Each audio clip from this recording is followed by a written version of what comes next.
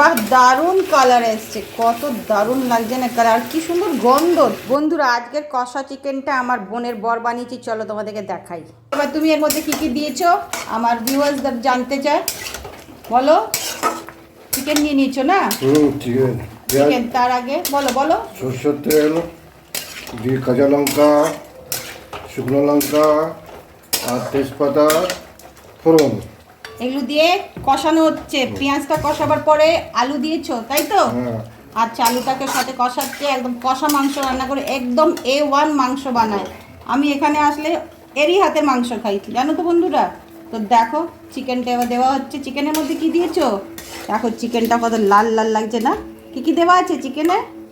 শুকনো লঙ্কা গুঁড়ো, শুকনো লঙ্কার গুঁড়ি, হলুদ, হলুদ, একটু সর্ষের তেল আর একটু লবণ দিয়ে ম্যারিনেট করে রেখেছি, আধ ঘন্টার মতন ম্যারিনেশনটা রইলো। এবার দেওয়া হচ্ছে। এবার পালা হচ্ছে ভালো করে এটাকে কষাবো, যত কষাবো মাংস ততই টেস্টি হয়, তাই তো? ইয়া ওকে, তো কষানো হচ্ছে আমাদের। তো দেখো অনেকটা কষিয়ে নিয়েছি আমরা, কিন্তু কি তুমি কি এখানে রসুন আদা দাওনি? হ্যাঁ, পেঁয়াজের সাথে দিয়েছিলাম রসুন। আচ্ছা, আদা রসুন পেঁয়াজের সাথে বাটা দিয়েছিল। আলুটাকে আগে ফ্রাই করলাম, তারপরে পেঁয়াজের আর রসুন বাটা দিলাম, ফ্রাই করলাম, তারপরে মাংস দিয়ে আচ্ছা আচ্ছা আচ্ছা আচ্ছা, তারপরে জিরা। বাহ, দারুণ কালার এসছে, কত দারুণ লাগছে না কালার, কি সুন্দর গন্ধ। এবার জল দেবে কি? চলো জল দিয়ে দাও।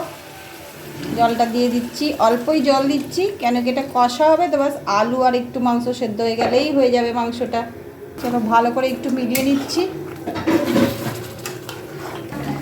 দেখো ফুটে এসছে, খুব দারুণ কালার, আর স্বাদ তো যা হবে না, সেরা রান্না হয়েছে আজকে।